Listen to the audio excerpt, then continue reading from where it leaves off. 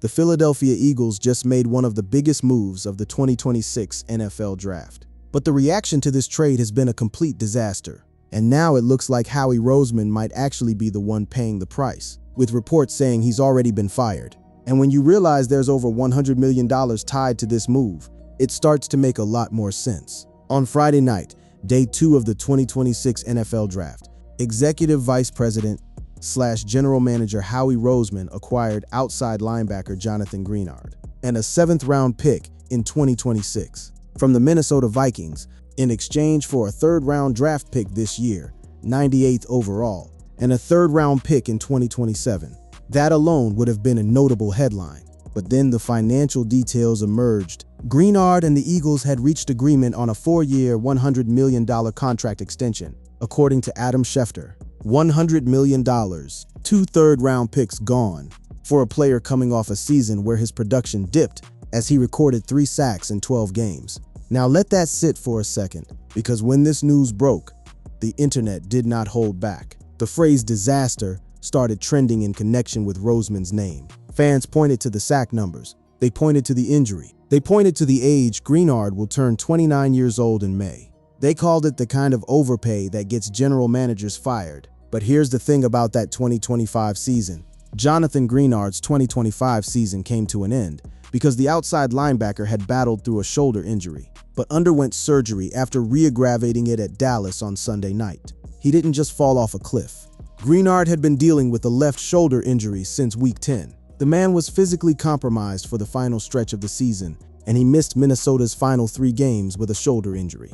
What the stat sheet doesn't show is what the tape does. His sack numbers may have fallen off in 2025, but in the 12 games he played, he remained a force for opposing quarterbacks to reckon with, leading the Vikings with 47 pressures and earning a pass rush grade of 77.6 from PFF.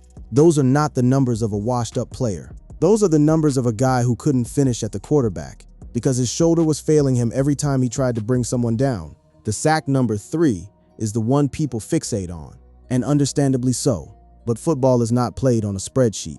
More frustrating was the number of times that he had quarterbacks in his grasp, only for them to shake free. That's a shoulder injury problem, not a talent problem. Now, Roseman has been called a lot of things in his time running the Eagles, but cautious is not one of them. It's a splash play for Howie Roseman, who needed to upgrade the Eagles' pass rush after losing Jalen Phillips in free agency.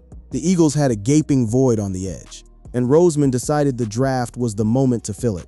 Not with a rookie, but with a proven commodity. This was the kind of move we've come to expect from Roseman. The question is whether this time, the aggression crosses the line into recklessness.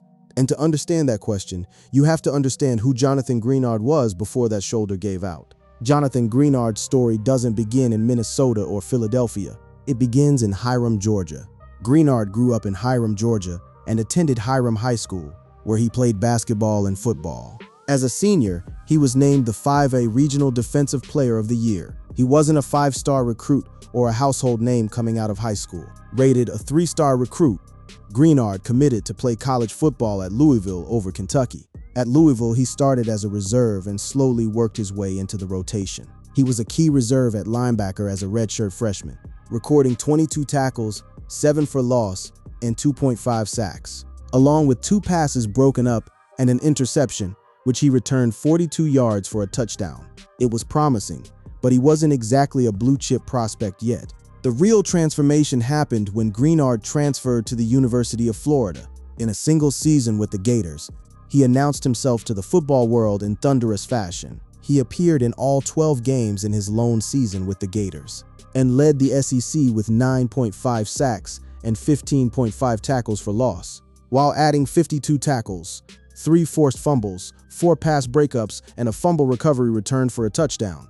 That's 1 year, 1 season to demolish offensive lines across the most feared conference in college football. He was named first-team All-SEC. That performance vaulted him into the 2020 NFL Draft, where Greenard was drafted by the Houston Texans in the 3rd round, 90th overall. Not a first-rounder, not a second-rounder, a 3rd-round pick, the same round of draft capital the Eagles just gave up to acquire him 6 years later. His early years in Houston were a study in patience. Greenard finished his rookie season with 19 tackles, 2 tackles for loss, and 1 sack. In 13 games played with one start. Quiet. Unremarkable. The kind of rookie year that would cause some fans to label a draft pick a bust after 13 games. Then came the setbacks. On October 22nd, 2022, Greenard was placed on injured reserve. He was activated on December 17th. Yet another interruption in a career that had to be built brick by brick, rather than through instant stardom. But Greenard kept grinding. He kept studying film. He kept refining his hand techniques and his bend around the edge. And then came 2023, the year everything clicked. He recorded a career-high 12.5 sacks in 2023. He was one of 4 players in the NFL to have 4 games with at least 2.0 sacks during the 2023 season. This wasn't a fluke. This was a player entering his prime, figuring out how to weaponize every tool in his arsenal against NFL-caliber tackles on a weekly basis. That 2023 season was a contract year for Greenard, and he played like it. Houston, for reasons of their own, let him test the open market. Houston allowed him to test the market and decided to sign longtime Vikings defender Danielle Hunter instead. The Texans swapped Greenard for Hunter, and the Vikings swooped in and gave Greenard the bag. On March 13, 2024, Greenard signed a 4-year, $76 million contract with the Vikings. And in his very first year in purple, he validated every penny. In his first campaign in purple, Greenard started all 17 games and racked up 12 sacks, a career-high 18 tackles for loss, and a whopping 22 QB hits, plus 4 forced fumbles and 3 passes defensed. His 84 pressures, according to analytics site Pro Football Focus, tied with Rams rookie Jared Verse for most in the NFL. The most pressures in the entire league. Not second, not top 5. The most. Greenard was the only player with at least 12 sacks and 4 forced fumbles during the 2024 regular season, and he was one of 3 defenders with at least 12 sacks and 18 tackles for loss. Joining Trey Hendrickson and Myles Garrett, he was standing shoulder to shoulder with the best pass rushers on the planet. Greenard earned his first career Pro Bowl nod following his stellar 2024 performance. He logged the second most sacks among players in their first season with the Vikings with 12 sacks in 2024, trailing Jared Allen's 14.5 sacks in 2008. He was being mentioned alongside franchise legends in Minnesota. So when people say the Eagles just spent $100 million on a disaster, they're looking at one injury-hampered season and ignoring everything that came before it. The question was never whether Jonathan Greenard could play. The question was whether he'd be healthy enough to do it again. If Jonathan Greenard was this good, why did the Minnesota Vikings trade him? The answer is rooted in cold, calculated roster management. Greenard's contract situation had been a topic of discussion with Minnesota throughout the offseason, as he had just $4 million in guarantees remaining on the deal, all of which came in 2026. That's a staggeringly small amount of guaranteed money for a player of his caliber, and Greenard knew it. Greenard was demanding a raise on a contract that had 2 years remaining, at an average of $19 million per season. Think about that from Greenard's perspective. He just put up a Pro Bowl season, tied for the most pressures in the entire NFL, and his remaining guarantees were $4 million. Any competent agent would tell their client to demand a restructure or a new deal. That's not greed. That's self-preservation in a sport where one play can end a career. But the Vikings were in a peculiar position themselves. Greenard was expendable given the emergence last year of 2024, first-round draft pick Dallas Turner, and the overall excellence when healthy of fellow outside linebacker Andrew Van Ginkel. Dallas Turner's growth during the 2025 season had been a revelation. Turner, whom the Vikings drafted 17th overall in 2024, showed strides in his game, both mentally and physically, after an up-and-down rookie campaign. Turner played a notable 402 more snaps in 2025 than he did during his rookie campaign. He saw big jumps in all stat categories, including 15 quarterback hits, 5 in 2024, and 11 tackles for loss, 3 as a rookie. When Greenard went down with his shoulder injury, Turner stepped into the spotlight and refused to step back out. The 2024 first-rounder only logged a rotational workload as a rookie, but he has seen a notable uptick in usage in 2025. Turner has 5.5 sacks so far. The Vikings had their succession plan already in motion. So here was the calculus in the Minnesota front office. They could restructure Greenard's deal and pay a 29-year-old edge rusher top-of-market money, while Turner waited in the wings, or they could trade Greenard, clear cap space, collect draft capital, and hand the keys to their younger, cheaper option. The Vikings didn't seem interested in hammering out an extension with Greenard, so the only logical next step was to look to trade him. The trade provides the Vikings with salary cap space this year and increased financial flexibility for next year. As for the Vikings, the trade clears more than $34 million in cap space. This wasn't a case of Minnesota dumping a bad player. This was a franchise choosing to invest in its future rather than its present. The Vikings were playing the long game, betting that Turner and Van Ginkel together could approximate what Greenard provided alone. The connection between the Eagles and Greenard didn't materialize out of thin air on draft night either. Schefter specifically pointed out Minnesota Vikings pass rusher Jonathan Greenard as a potential target for the Eagles in his pre-draft intel column published days before the draft. The team was connected to Greenard earlier in the offseason, and the two orgs have been in contact, although the talks haven't been as active recently. But when the draft board fell a certain way, when edge rushers started flying off the board in round 1, and the Eagles couldn't grab one themselves, with pass rusher prospects in the 2026 draft getting picked over in the first 2 rounds, Roseman went out and got a proven difference maker, handing him a massive contract. The Minnesota Vikings made a business decision. The Philadelphia Eagles made an investment. Whether that investment pays off depends entirely on one thing: Greenard's shoulder. To understand the Greenard deal, you have to understand the man who made it. Howie Roseman doesn't operate like most general managers in the NFL. He never has. The architect of the Super Bowl LII and Super Bowl Licks championship rosters, Howie Roseman is in his 27th season with the Philadelphia Eagles. After working his way up through the franchise's football operations and scouting departments, the 2-time NFL Executive of the Year has cemented himself among the most accomplished and respected front office visionaries in the game. His origin story is worth remembering. Roseman is an American professional football executive who is the executive vice president and general manager for the Philadelphia Eagles. He was hired by the team in 2000 and served in various administrative and executive roles before being promoted to general manager in 2010. He didn't play the game. He didn't come from a coaching tree. Roseman began sending letters to every NFL team while he was still in high school.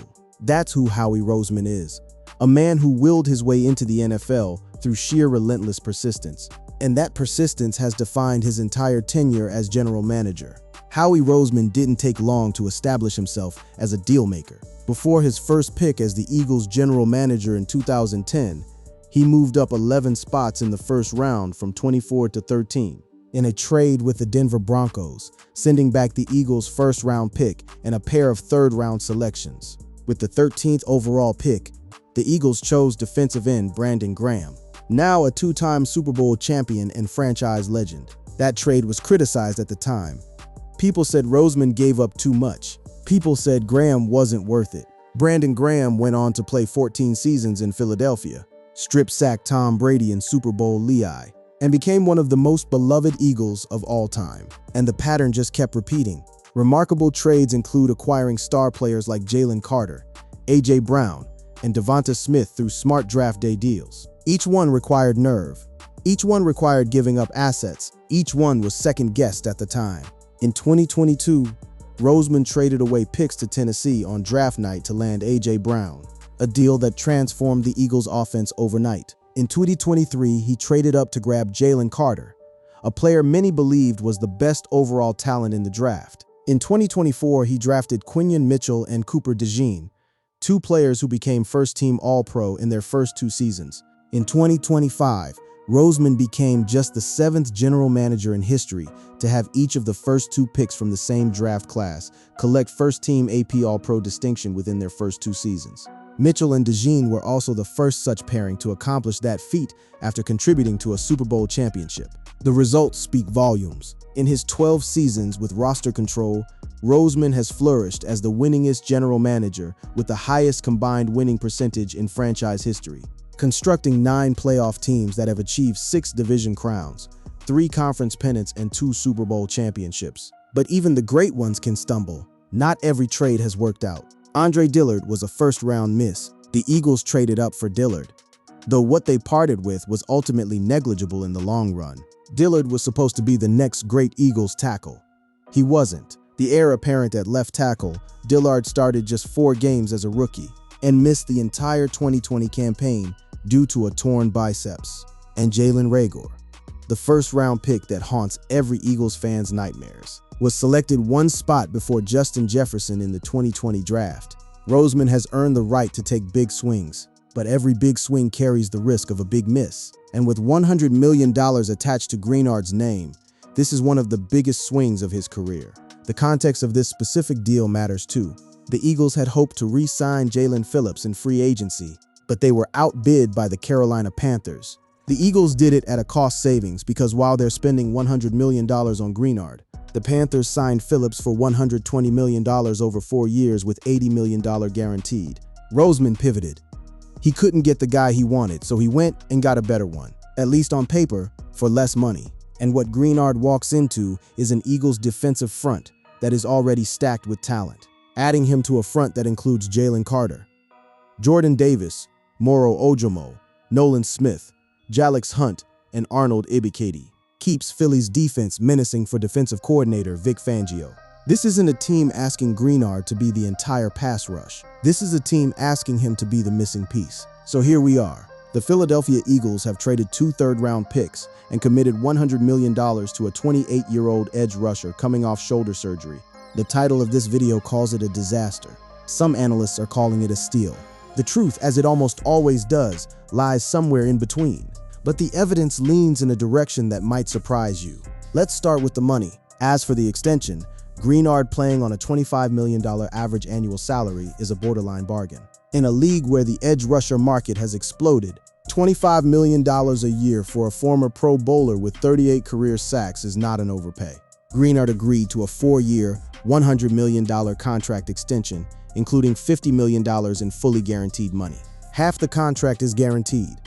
That means the Eagles have outs if things go sideways, and Greenard has enough security to focus on football. Compare it to the player he's effectively replacing. Jaelan Phillips signed with Carolina for $120 million over 4 years, with $80 million guaranteed. Phillips is younger, yes, but Phillips also has 28 career sacks in 5 NFL seasons.